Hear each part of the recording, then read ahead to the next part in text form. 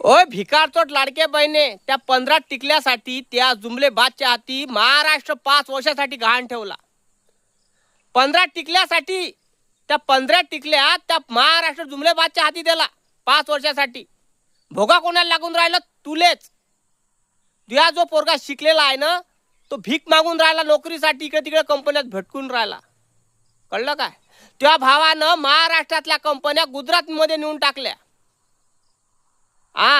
त्या नवऱ्याच्या शेतातल्या मालाले भाव नाही आहे, त्याची कर्जमाफी होऊन राहिली नाही.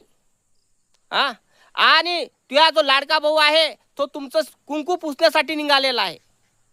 तो कुंकू पुसणार तुमचं. एवढ्या आत्महत्या करणार आता शेतकरी, एवढ्या आत्महत्या करणार, कारण मालाला भाव नाही आहे, कर्जमाफी नाही आहे, काही नाही आहे. याला जिम्मेदार कोण आहेस? तू आहेस. तू ह्या महाराष्ट्रातल्या लाडक्या बहिणीच्या मुळे झालं हे.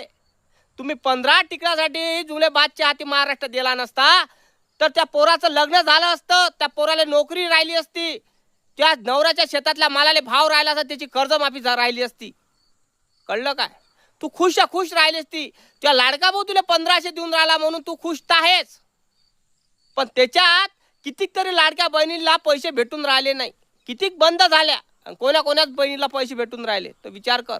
मताची आली कडकी म्हणून केली बहीण लाडकी. एक दिवस तुही पण लाडकी बहीण बंद होणार आणि एक दिवस तू पस्तावशील आणि म्हणशील की भावा त्या केलंच काय. कळलं काय भावा?